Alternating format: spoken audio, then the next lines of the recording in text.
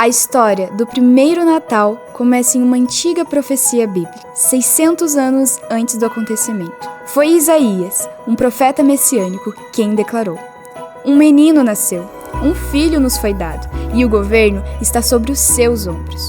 Os anjos anunciaram a sua chegada com uma grande epifania celestial, e a notícia do seu nascimento se espalhou como boas novas a todos os homens, de humildes pastores até distantes, ricos e poderosos reis. O Nazareno, o Rei dos Reis, esteve entre nós. Essa é a história do seu nascimento e o relato de como o Salvador veio ao mundo. Essa é a profecia sobre o Natal sobrenatural de Jesus. A nova série de mensagens em toda a rede de igreja da cidade, de 1 a 25 de dezembro. Ele nasceu, ele venceu e ele estará conosco até o fim dos tempos. Vamos celebrar Jesus e seu maravilhoso nascimento. Feliz Natal, querida família e igreja da cidade. Você está sendo inspirado nesta manhã? Os louvores, as letras com essas belíssimas canções ativam o nosso coração, a nossa fé e a nossa mente, que um tempo especial sobre o mundo está presente. Dezembro chegou, hoje nesse primeiro domingo de dezembro, começamos a celebrar não a data em si, mas o acontecimento, a pessoa, Jesus. Então, durante todo o mês de dezembro, com muita alegria, vamos pensar e celebrar a pessoa de Jesus. Ele que veio ao nosso mundo, viveu por nós, sofreu por nós, morreu por nós, ressuscitou por nós e, Maranata, breve voltará para nós. Então, estamos no ano sobrenatural e nada mais sobrenatural do que a vinda de Jesus ao nosso mundo, o Natal sobrenatural de Jesus. E tudo começa com uma profecia. O profeta anunciou a vinda do Filho de Deus ao nosso mundo. E muito interessante que o fez 6 séculos antes de tudo acontecer. E foi assim o nascimento de Jesus Cristo. Tudo como havia sido profetizado. Isaías capítulo 9, 6 a 7, quero convidar você a ler comigo a antiga profecia do profeta messiânico Isaías. Esse texto deve estar grifado na sua Bíblia. Se você tem uma Bíblia impressa, abra, se não, por aplicativo no seu smartphone. Isaías capítulo 9, 6 a 7.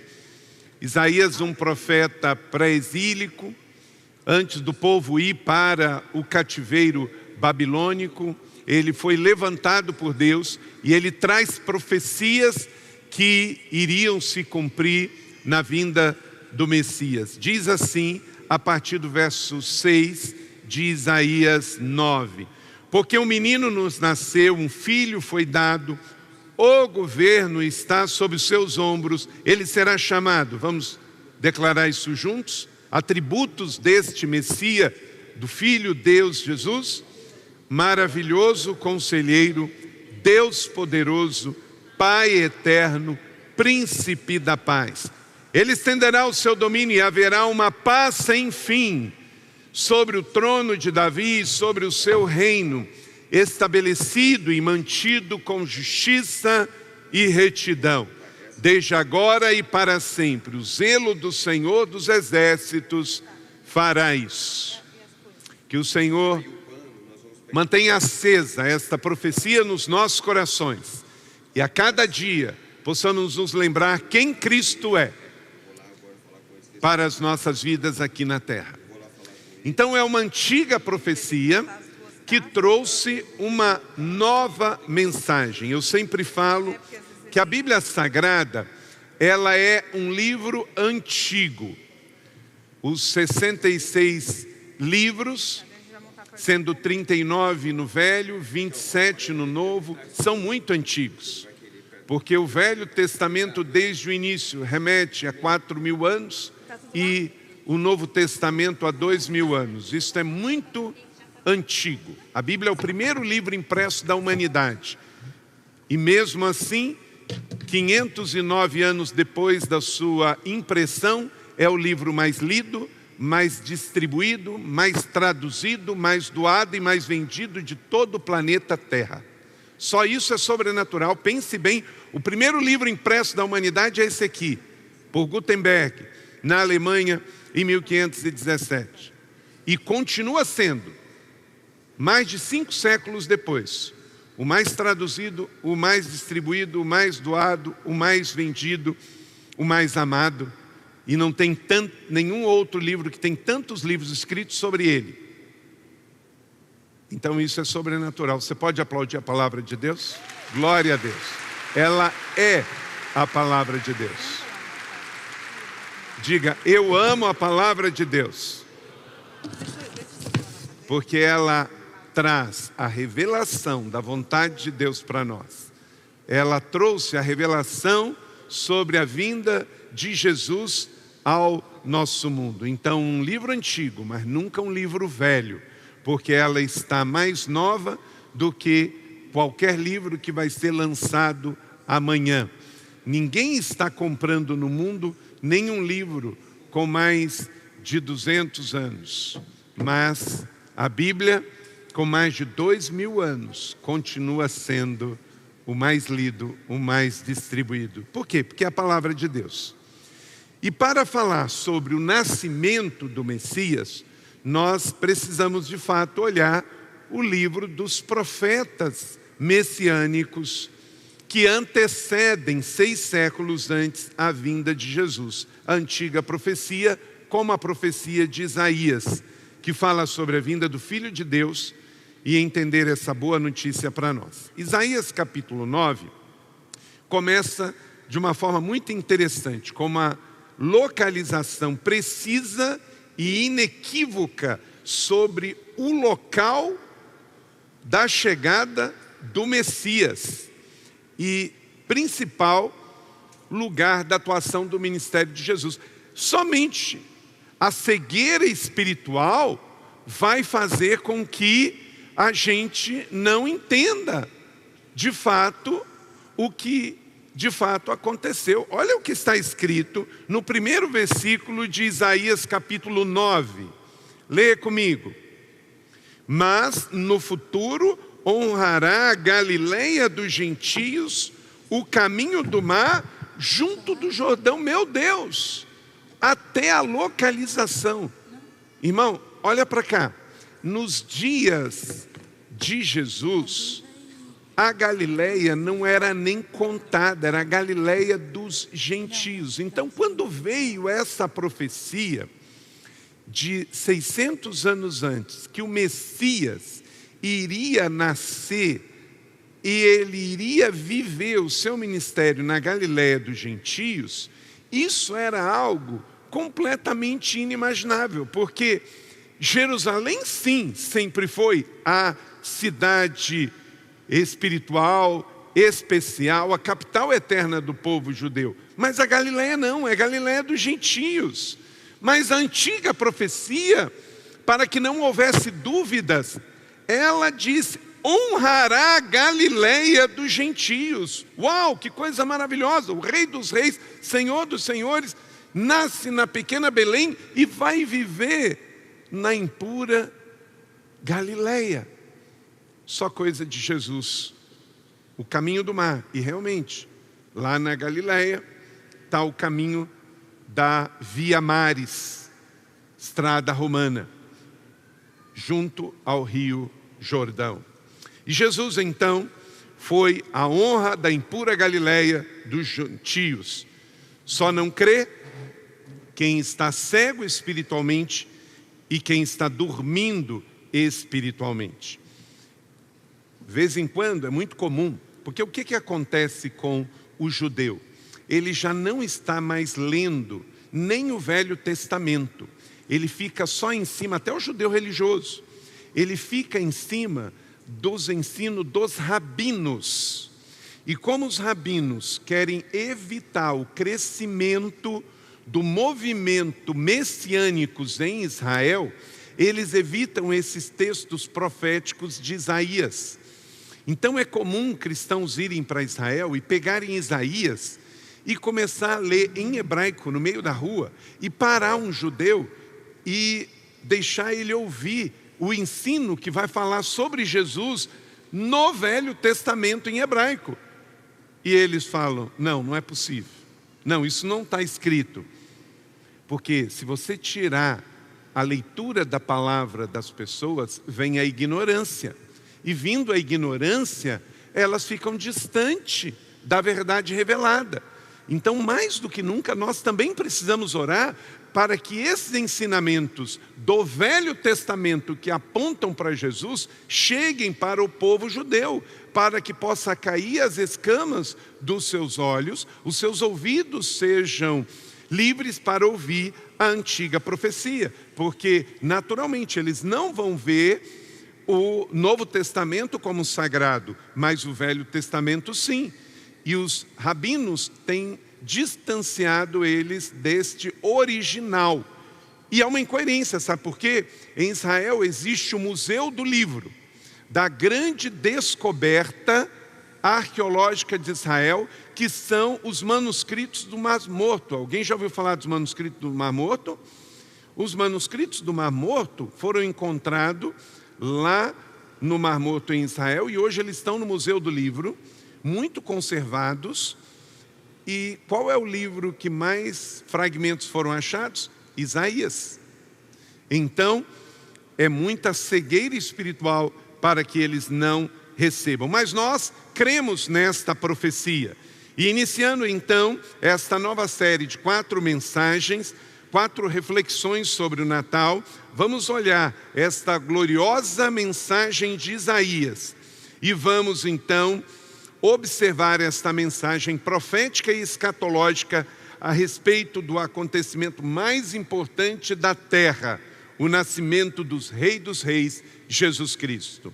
Esse texto profético não apenas ilumina o Novo Testamento ao contexto de Jesus, mas ele de fato traz uma esperança renovadora, redentora para todos nós sobre a vinda do Senhor Jesus. Acompanhe comigo então 5 bênçãos desta profecia.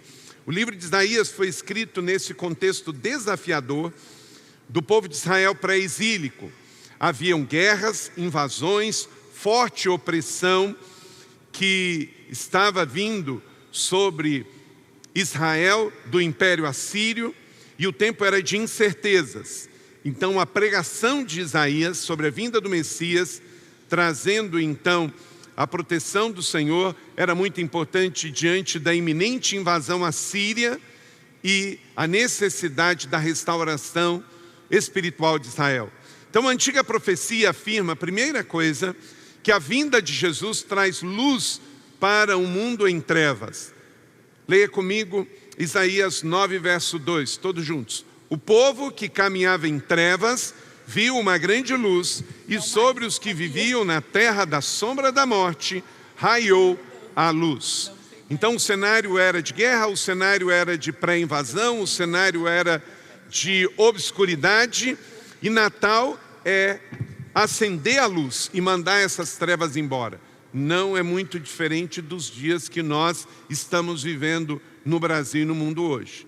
Rumores de guerra, ocultismo, incertezas, carestia, fome, inversão de valores.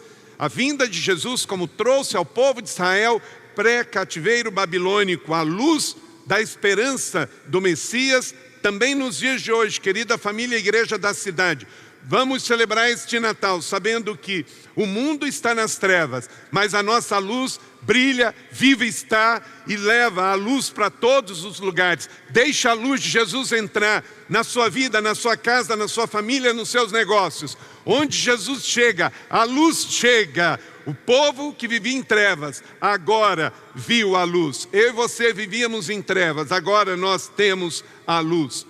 Que nada fique na escuridão na nossa vida, em nome de Jesus. Natal é receber esta grande luz. Então a metáfora da luz significa revelação, claridade, a presença de Deus na escuridão da nossa vida. Por isso que pecado não combina conosco, porque pecado combina com trevas. Deixa a luz entrar e o ocultismo, a obscuridade, o pecado tem que ir embora. A grande luz citada no texto é a alusão direta ao advento, como a pastora Mariana fez aqui nesta manhã, que traz revelação, esperança e redenção. João 8,12, leia comigo. Falando novamente ao povo, disse Jesus: eu sou a luz do mundo. Quem me segue não andará em trevas, mas terá a luz da vida. Então, esta é a primeira grande revelação da antiga profecia. Como foi para o passado, é para o presente. A vinda de Jesus traz luz para o mundo em trevas. Segundo, a antiga profecia afirma que a vinda de Jesus traz alegria ao mundo triste. Leia comigo o verso 3. Fizeste crescer a nação, aumentaste a sua alegria. Eles se alegram diante de ti, como os que se regozijam na colheita, como os que exultam quando dividem os bens tomados na batalha. Jesus é a alegria dos homens e traz consigo uma grande promessa de restauração para todos os nossos dias. Jesus não é um momento de felicidade. Jesus é a alegria eterna dos homens, porque não é um sentimento, é um fruto do Espírito. A libertação dos julgos opressivos, a destruição das vestes de guerra. O texto fala: aumentaste a alegria, celebram a colheita e exultam. Aleluia! Então, a libertação dos julgos opressivos do pecado, porque quem tem Jesus tem alegria eterna, paz e redenção, mostrando que Cristo não apenas traz o perdão, mas traz um novo começo e uma nova direção. E por isso a alegria perpetuamente. Nós temos esta alegria dentro de nós. Então não permita que, por exemplo, numa ocasião de Natal, se você não ganhar o presente que gostaria, primeiro entenda o sentido dessa celebração. Quem que é o aniversariante? Jesus. Quem tem que dar presente? Somos nós, porque Ele é o aniversariante. Então, se você ganhar um presente por causa do aniversário de Jesus, está no lucro, não é? Mas não fique triste por não ganhar, fique triste por não dar, porque Ele é o aniversariante. Dê a sua vida, dê a sua adoração, dê o seu louvor, dê a sua entrega, dê os seus votos cumpridos. Você tem um mês para pagar os seus votos a Jesus. Leia o seu devocional, leia a sua Bíblia, entregue a sua oferta, viva uma vida santa de adoração, reparta com o pobre, reparta com a viúva, ofereça a sua vida em adoração, porque a alegria do Senhor a nossa força é. A antiga profecia também afirma que a vinda de Jesus traz libertação a um povo oprimido, pois tu destruíste o jugo que o oprimia, a canga que estava sobre os seus ombros, a vara de castigo do seu opressor, como também aconteceu nos dias de Moisés e Midian. Então o jugo simboliza a opressão e a carga que pesava sobre o povo, enquanto a vara representa a disciplina imposta pelos opressores. E nesse contexto, jugo se refere não apenas ao peso físico, mas o estado espiritual que o pecado e o desvio da presença de Deus trouxe sobre o povo de Israel. Tudo isso é renovado quando o povo se arrepende e volta para o Senhor. Então a imagem do jugo foi quebrada na profecia antiga. A servidão, a escravidão, o peso da dor, tudo isso é retirado pela chegada do Messias ao mundo. Esta é a pregação de Isaías. Então a vara é um símbolo de autoridade e governo, mas de um governo que era opressor. Ao mencionar a vara do opressor, Isaías fala da injustiça e do abuso do poder de Israel que eles estavam enfrentando. A vara traz a imagem de um governo tirânico cuja influência era intimamente brutal diante do povo. O ato de quebrar o jugo representa a intervenção divina e a ação do Senhor de libertação ao seu povo. Essa libertação é tanto física quanto espiritual e é para todas as áreas da vida do Filho de Deus. Cristo Jesus, neste Natal, vai quebrar tudo que traz opressão na sua vida em nome de Jesus, para que você reine com Ele em vida, celebre a libertação. Quem tem Jesus, livre está em nome de Jesus, livre está do medo, do pecado, glória a Deus. E a promessa não se limita à libertação momentânea, mas uma transformação eterna. A referência no dia de Midian representa a guerra lá com Gideão. Um pequeno exército derrota um inimigo. Isso está lá em Juízes 7 e mostra a vitória e libertação dos dias do Senhor, porque o agir de Deus é temporal. Foi com Moisés, foi com Abraão, foi com Gideão, foi com Jesus e é conosco hoje. A nossa fé se renova neste primeiro dia do mês de dezembro de 2024, ano sobrenatural. Glória a Deus, aleluia. Relembrar a nossa fé é alimentar o nosso espírito diante de um mundo que está sendo derrotado por ter uma fé errada ou colocada em pessoas erradas.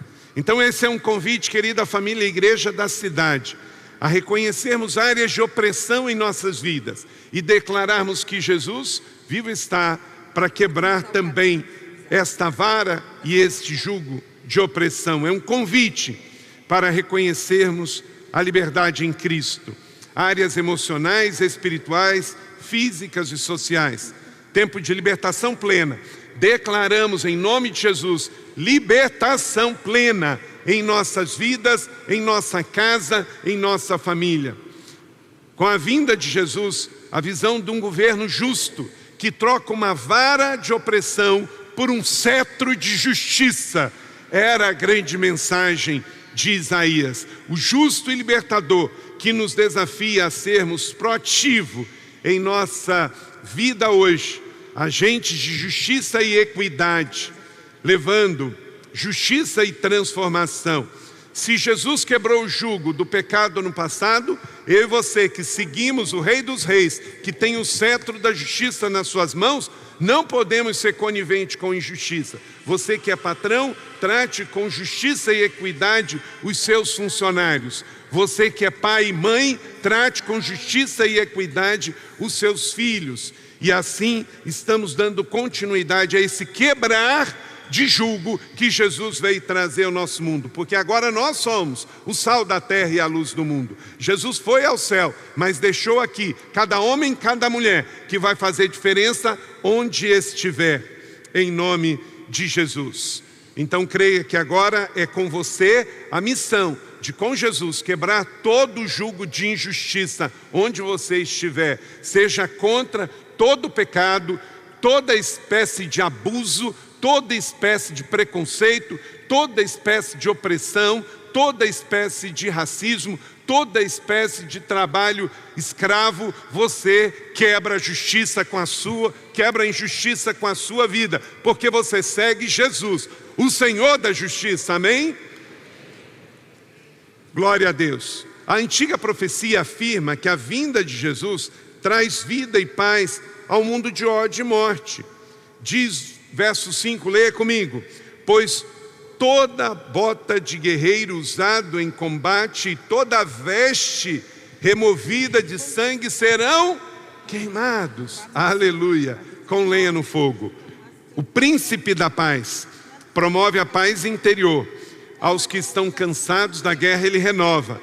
Então esta palavra traz esperança e transformação, porque agora não é tempo mais de lutar. O pecado foi vencido e nós estamos livres. Então a violência é abolida e a paz duradoura, a paz sem fim que os anjos anunciaram com a vinda de Jesus ao nosso mundo é instalada em nós, porque o Messias vive em nós. Por isso você não pode ser um homem da guerra, uma mulher da guerra. Você é aquele que tira a bota de combate cheia de sangue que não entra dentro da sua casa.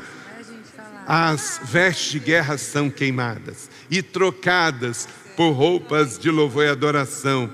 Botas usadas em combate, vestes de sangue removida. Não mais violência, guerra e sofrimento. Um estado novo se instala, uma realidade nova se instala com a vinda de Jesus. Este é o chamado a considerar a natureza construtiva da fé cristã, em contrário à natureza destrutiva do velho homem. A ação de queimar esses vestuários simboliza purificação e transformação. O fogo, que muitas vezes representa julgamento, aqui indica destruição definitiva.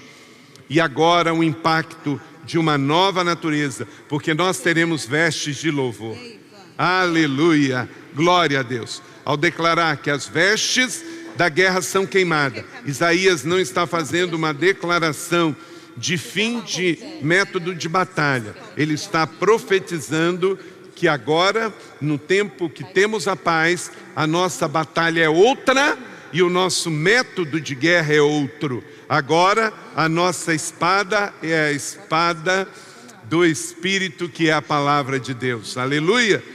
O plano de Deus em Isaías é também um chamado à justiça social e um convite a trabalharmos ativamente com Deus para minimizar a dor dos que mais sofrem e diminuir as desigualdades e as injustiças, sempre promovendo um ambiente de fé, esperança, amor e paz. O Natal de Jesus é tempo de amar a Deus, proclamar o Evangelho, celebrar vestes de louvor e repartir o pão. Quinto e último, a antiga profecia afirma que a vinda de Jesus traz paternidade e governo. Quando fala, maravilhoso conselheiro, Deus poderoso, Pai eterno, príncipe da paz, um governo de paz sem fim. Por isso podemos cantar e proclamar como hoje. Lucas 2,14, declare comigo: glória a Deus nas alturas, paz na terra aos homens aos quais Ele concede o seu favor. Natal é promessa de um Messias Redentor, que é Pai. A Bíblia é o único livro que traz Deus como Pai.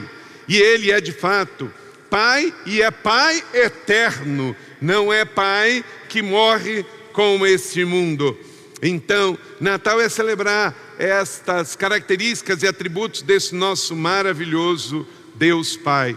Ele é maravilhoso conselheiro, então 24 horas por dia, 7 dias por semana, busque a sabedoria dEle. Ele é Deus poderoso, Ele tem poder, então ore como se tudo dependesse dEle.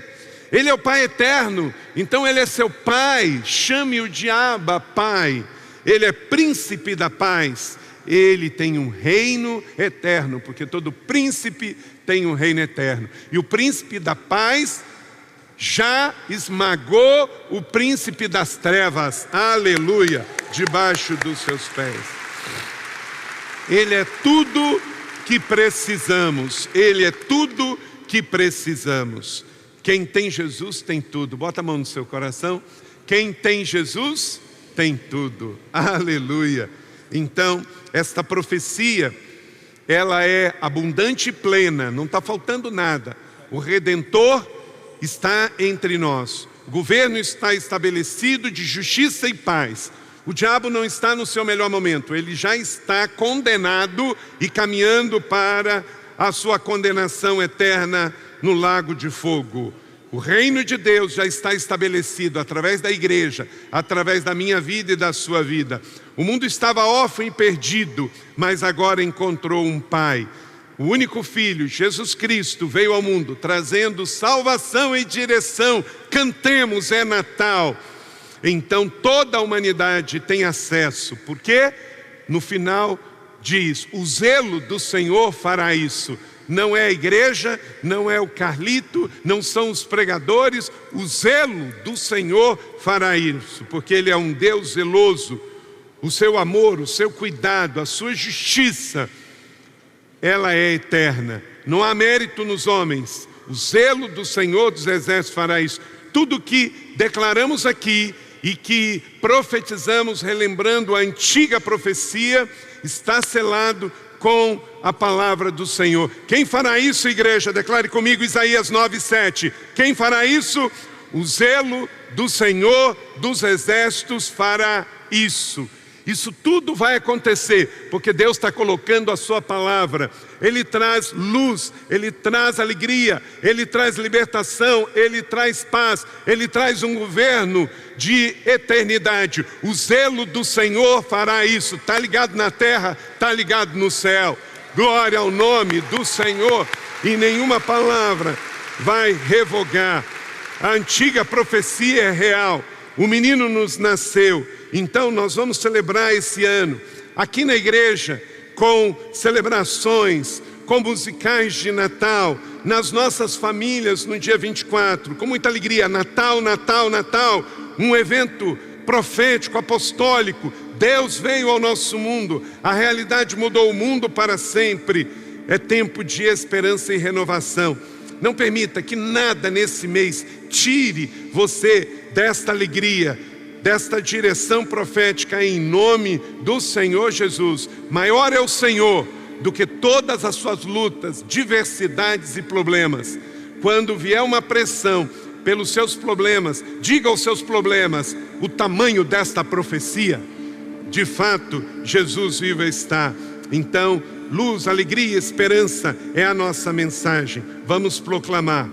E domingo que vem, vamos receber a segunda mensagem dessa série, baseada em Lucas 2, o anúncio dos anjos, amém? E as boas notícias que ele traz para todos nós. Agora, à luz do que você acabou de receber, esta palavra da fé, qual é a sua resposta? A palavra mais poderosa é arrependimento. Quando nós nos arrependemos e cremos, a palavra de Deus entra em nossa mente, em nosso coração e nos transforma.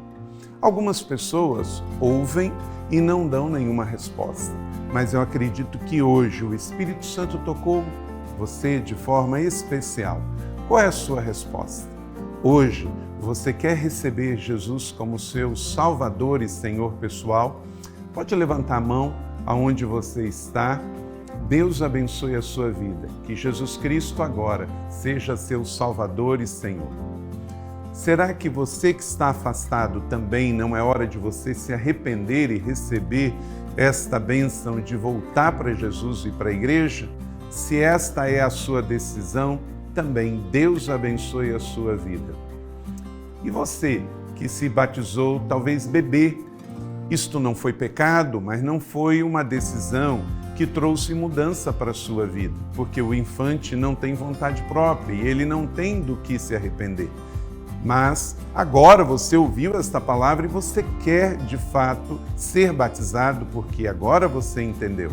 Então, a sua mãe, o seu pai, um padrinho pode ter levado você para ser batizado pequeno, mas Jesus não foi levado por Maria e José. O batismo bíblico, ele não é só por imersão, mas ele é também precedido de uma decisão de arrependimento. Você quer, agora que entende que é um pecador, também ser batizado? Amém? Deus abençoe e, por favor, entre em contato conosco. Aproxima o seu smartphone do QR Code que aparece na tua tela. Se você aceitou Jesus, se você quer se reconciliar na fé e voltar para a igreja, se você quer ser batizado, neste exato momento, preencha essa ficha online e mande os seus dados para nós. Nós não vamos compartilhar com ninguém a sua decisão, mas vamos entrar em contato com você. Então, seja muito bem-vindo e que Deus te abençoe. Estamos felizes, estamos em festa pela sua decisão hoje. Que Deus te abençoe e vamos juntos viver um dia de cada vez a nossa fé em Jesus. Seja muito bem-vindo à família Igreja da Cidade, a sua família para você pertencer. Deus te abençoe. Muito obrigado.